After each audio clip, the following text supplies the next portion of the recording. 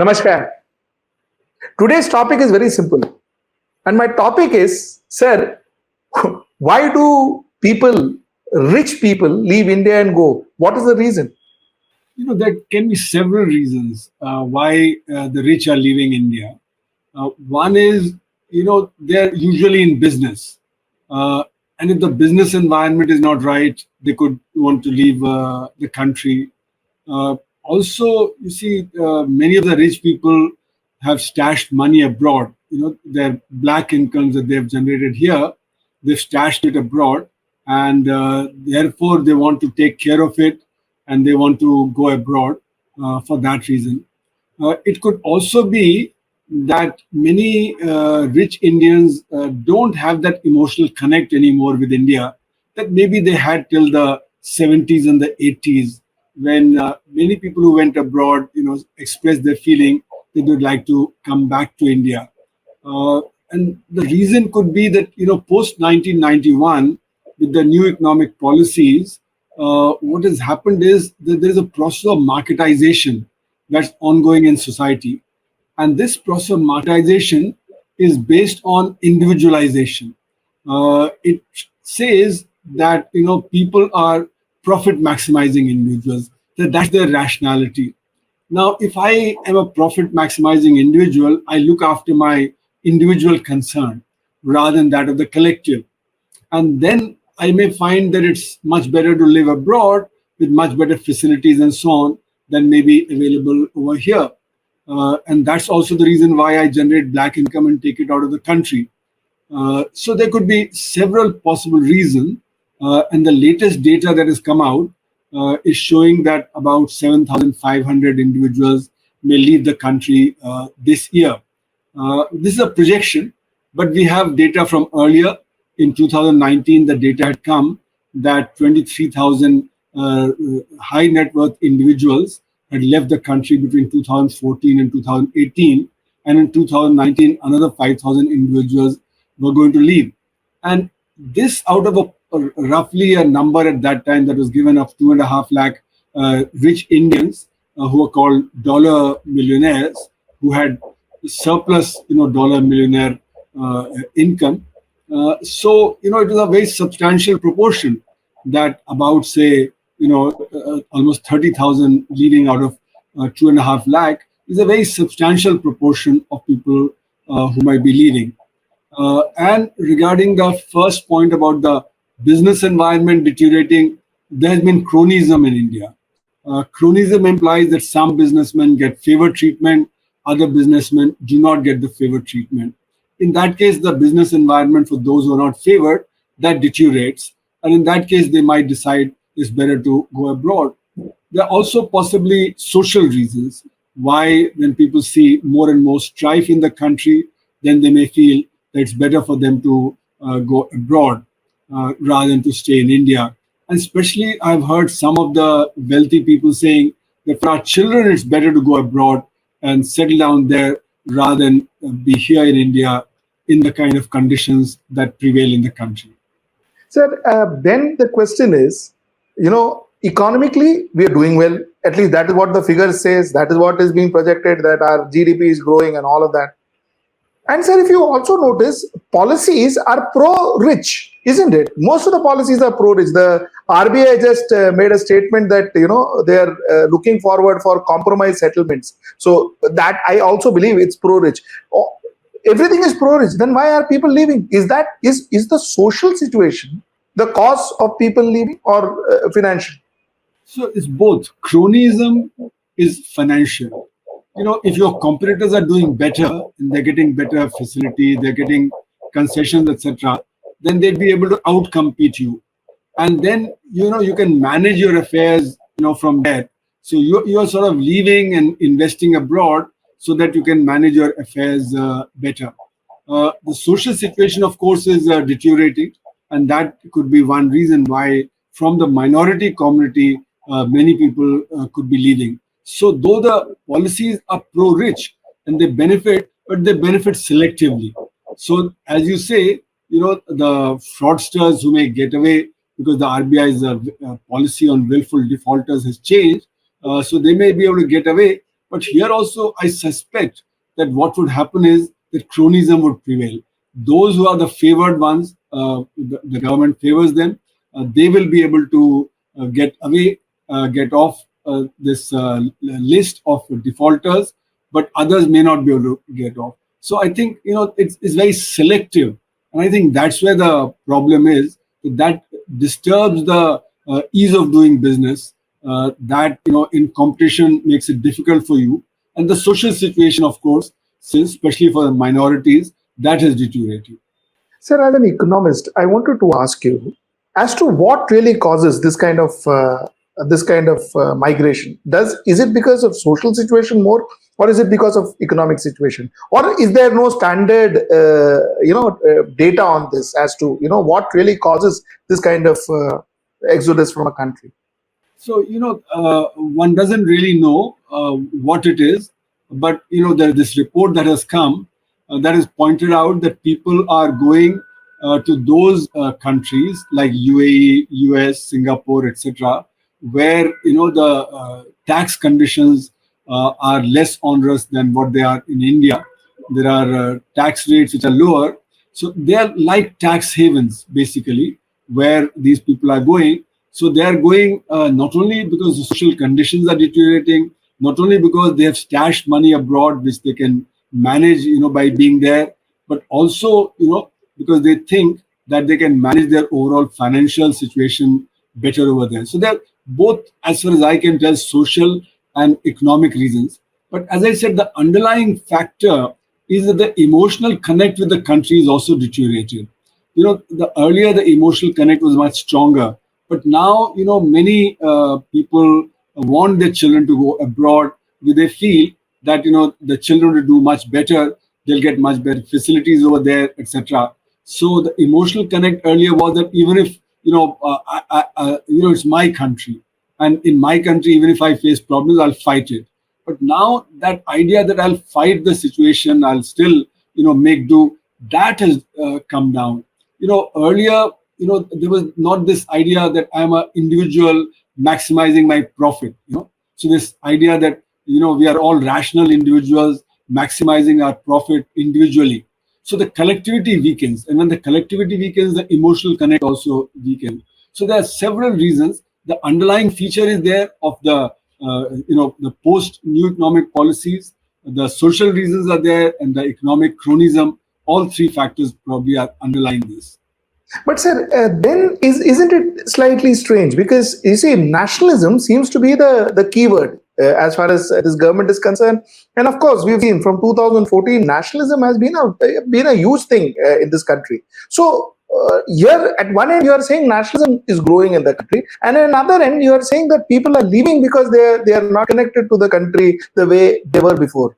So isn't that a contradictory position? So, the government is trying to promote, say, national pride, is talking about Vishwaguru, talking about ease of doing business and so on. Is it really able to achieve that? That's the point. That you may talk about it, you may try and, promote yoga, you may try and promote, things like that. But, think about it that all the people in the US who go and practice yoga, or who, go and welcome Mr. Modi when he goes abroad, whether to Germany or to Australia or to the US, are they thinking of coming back? So that nationalism does not necessarily mean that it will trump other factors. Your own black money that you hold abroad in large quantities, which you've stashed away for the last 70, 80 years. It doesn't undermine the idea of being an individual, that you have to do well for your family, for yourself. So this nationalism, which was of the earlier kind, pre 1980s, etc., that led to an emotional connect with the nation. I think that emotional connect is much less now, and therefore you can be abroad and still be nationalistic. You feel that Mr. Modi has brought India glory, that he, in the ranking of the world, he counts, and earlier it wasn't the case. Now, even if that's not true, but you believe that because that's the narrative that is being pushed. So it's not that Manmohan Singh wasn't invited to G7. It isn't that Nehru was not a tall leader with huge international reputation. Large number of people respected him. He was the head of the non-aligned movement, and he was wooed by both the Soviet Union at that time and the US, etc. So it's not that nationalism wasn't there earlier, but nationalism now is a very individualistic nature. Then, post the national movement and the independence movement and so on, I think there's a national fervor that we have to serve the nation. I think what's happened is that the idea that we have to serve the nation is weakened. It is that we have to serve our self-interest. That is the promotion of the self-interest that is the most important thing. Now, also we must differentiate between the very rich who are going, and also there is another category of people who are the workers who are going, who have gone to the West Asia and to other places as workers, who are sending remittances back to their families, etc. So the motivation may be different for the rich and for the ordinary workers who've been going. So recently in Parliament last year, I think the data was given that more than 2.5 lakh people gave up Indian nationality. And most of them were actually probably those who are working, those who are not the ultra rich and so on. And they are looking for a better life for their children and so on. Sir, isn't it also the fact that, see, taxes are supposed to be, at least the way people talk about taxes seems to be the number one reason why people are leaving India. That's number one. But the point is, sir, is it just about taxes, or is it also about what you get out of those taxes? I'm paying X amount of money, but what am I getting? What is my family getting? What comforts are we getting at home? Is that also a very important factor?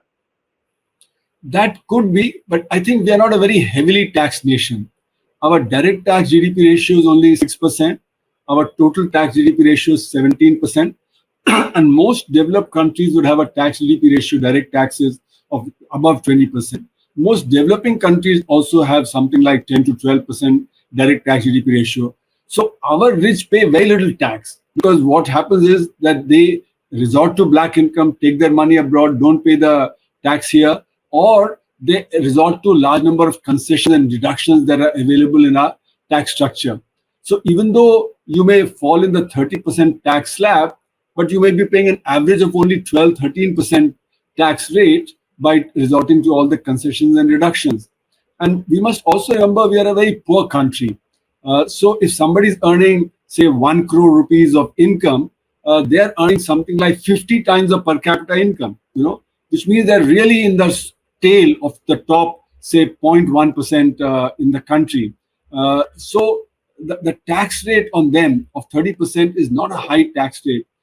Many of the developing countries have a 45%, 40%, 50%, including the social security that they pay.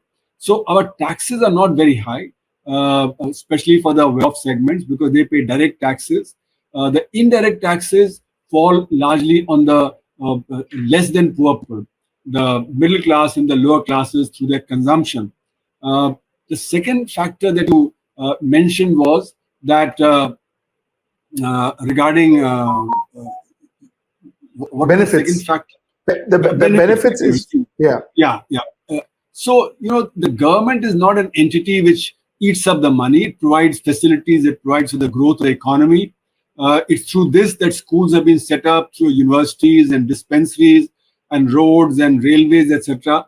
So if you compare India of today to India of 1947, in 1951 census, literacy was 16%. Today it's above 80-90% literacy. Health also, you see, the death rate, which was very high at that time, has come down substantially because of the provision of the medical facilities, especially in the public sector, which is what the poor people can afford. So, the growth of the Indian economy has been on the basis of the infrastructure expenditure that the government has made, the kind of facilities that are now available in the country compared to what they were in the 1950s. So we can't say that we have not got, anything out of the taxes that we have paid. Yes, we are not getting the same facilities, say, as you get in Sweden, or as you may get in Britain, as you may get in Dubai, because those are rich countries. We cannot compare ourselves and our facilities to what are available there. And that's where I've said that it's individualization which is very important. because I want for my children those facilities which are available in Britain or in USA, etc. Recently I was talking to my neighbor, and they just returned from the US. They're very wealthy, and they were saying how good the facilities there are in the US. So I had to remind them that, look, where have we arrived in 75 years? We have made tremendous progress in terms of education, health, infrastructure, and so on. But we started from a very poor base. The USA had 200 years of capital accumulation, on the basis of which they have arrived where they are. Plus, they have the dollar, which means that they can export their deficit abroad, which we cannot do. So, therefore, on the basis of the dollar, what they can do is they can attract a lot of people, a lot of resources from other countries. Whoever has a surplus is holding at least half or more than half their surplus in the dollar, and therefore we are all giving an interest-free loan to the USA, and that benefits the US society enormously. So, in other words, we cannot compare Indian infrastructure and Indian facilities to the US. We should realize that what we are paying, it is on the basis of that the development in the last 75 years has taken place. So we cannot say that we should match what is there in the US. On the other hand, there's also this idea that if I go to the US, I don't get services. I have to do all the work myself. Whereas in India, I have a battery of servants. If I'm a rich person, I don't do any work. My driver is there, my work at maid at home, and my servants and so on. So in a sense, what the situation is that you get a lot of services here, but you may not get the same facilities that are there in the US. So we can't compare the situation. Sir, fair. But the point is, when we talk, we act as if we are economic superpower and we are number one, number two, number four, number five, and all of that. See, then is where we see the disparity. You see, when you talk that we are a developing nation, that we are trying to make it happen, we are trying to meet our ends, it's fine. But our when we propagate that we are a developing nation, that's where you see the difference. Because developing nations, fair enough, but once you say that you are the most powerful nation in the world, we should do all that, then we say, where is the healthcare? Then we say, where is the infrastructure? Number one, sir. One more question linked to this is, sir, do you really think that we are putting our priorities right? Are our priorities right? Are we giving enough impetus for health? Are we giving enough impetus for education? Is that happening now? So you're right, we could do much more. There's absolutely no doubt. We could put a lot more resources into education, into health, etc. For instance, the Southeast Asian countries, they put a lot of resources into education and health, and that's how they became very prosperous very quickly. So if you compare, in 1947, we are at the same levels in China, Malaysia, Thailand, Indonesia, South Korea, etc. And they pulled ahead because they emphasized social infrastructure. So they made everybody productive. In India, we did not put those kind of resources into our social infrastructure. We did not put that kind of money in there. And we had a roaring black economy. And black economy, as I keep saying, is a very inefficient thing. Because what the black economy does is, it's like digging holes and filling holes. So digging holes and filling holes means two people earn an income, but actually there's no production. So there's no productivity in spite of activity. So to give an example, you make a road, you don't put enough tar in it, okay, because there's corruption, and therefore the rains come, it gets washed away, so you have pothole roads rather than good roads, and as a result, vehicles break down, petrol consumption and diesel consumption goes up, etc. So the investment that you made doesn't give you the productivity. So large amount of activity in India does not give you the productivity that it should give, the investment that it should give. So therefore, these are the reasons why we have not done as well in infrastructure and giving facilities as we should perhaps have done. This is where the policy has not been able to deliver. And as Chidambaram said in the 2005 budget, he said that expenditures don't lead to incomes. Now, that is an important thing. When we do expenditures from the center or the states, it doesn't reach the field. Partly it's bureaucratic, partly it's corruption that eats it away. So in other words, we have lagged behind other nations in terms of providing facilities and so on. And what was your other question? I think you had a first part of the question. Sir, my point was, see, I was asking you whether are we do we have our Okay, priorities right? Are we yeah. putting our money? Yeah. So we could do much better. But you're right that we claim to be Vishwaguru, but we are not really Vishwaguru. Look at R&D. R&D is what will make us Vishwaguru. We don't have the technology to make the things that we should be making. For instance, our light combat aircraft we have been trying to make since the mid 1980s, and it's still not fully powered. It's underpowered, and now we've been using G404 engine, and now we're trying to get the G414 engine from the US. Similarly, the main battle tank, yeah, has the engine of the Leopard tank of Germany. And that main battle tank also we've been trying to make since the 1980s. So you can see in technology we've lagged far behind because our expenditure on R&D is far less than what it should be. We spend about 0.75% on R&D, whereas China spends 3.5%.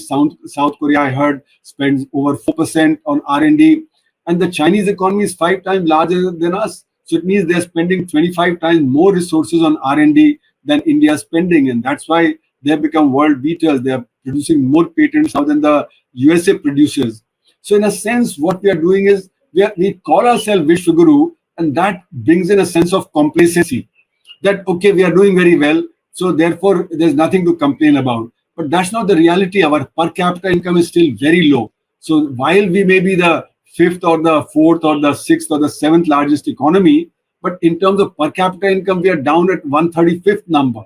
So Correct. therefore, what we need to look at is what are the people's incomes and what are their expenditures.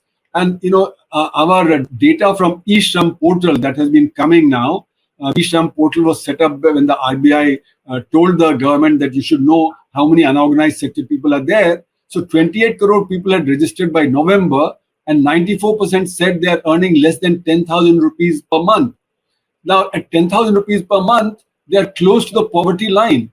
That means bulk of your unorganized sector, which is 34% of the employment, is close to the poverty line. So only 1 or 2% of the Indians are well off, 5% may be middle class, and the rest are really poor. So therefore, we are not really a huge, asset. That labor is a huge asset, producing a lot of things very productively, etc. We are a very poor economy where large number of people are just about subsisting. They don't have proper health facilities. They don't have proper education facilities. So the ACER reports that have been coming from the villages, they show that 50% of children in the fifth class cannot read second class textbook, cannot do second class mathematics, and cannot do second class reading. That means they will never be able to do a modern day job. They'll drop out after fifth class or eighth class.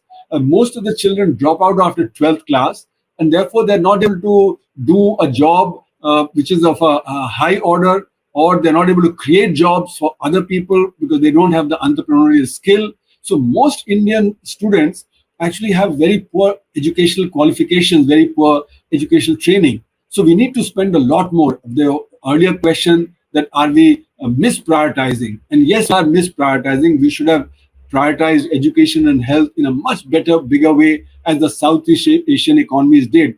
Then our labor would have been more productive. The labor would have, had more entrepreneurial skills. They would have generated many more jobs. Today, there's massive unemployment in the economy, as our report on unemployment that we produced and released on 11th October showed that while 320 million Indians have some kind of proper work, 280 million Indians don't have proper work. So for a population of 1.4 billion, there are only about 320 million who are working. So each person has to support 4 others. Whereas if you're given work to the 280 million also, then there would be 2 people supporting 2 others. So in other words, the situation is that we are a poor economy as yet. Our per capita income is only about $2,500 officially. Yes. As I keep saying, this does not include the unorganized sector.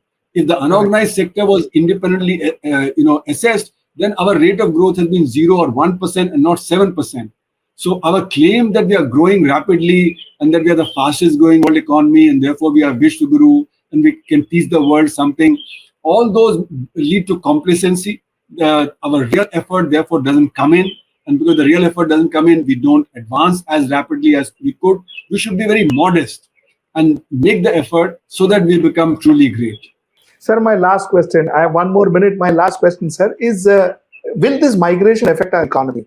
If it does, positive, negative, any which way, will migration affect our economy? So, if people feel that the business environment is poor, then they'll invest less. So this is a reflection of the weak business environment and weak commitment to the national spirit. And therefore, the investment rate in the economy suffers when people believe that the economy is running on crony capitalism, that the environment is not right for them socially, politically, and economically.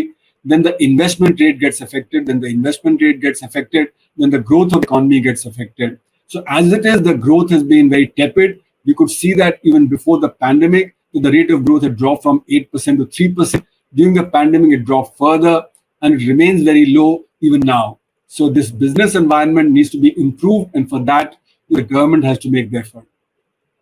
Thank you so much. Thank you so much for talking to us, sir. Well, As always, been such a pleasure. Thank you.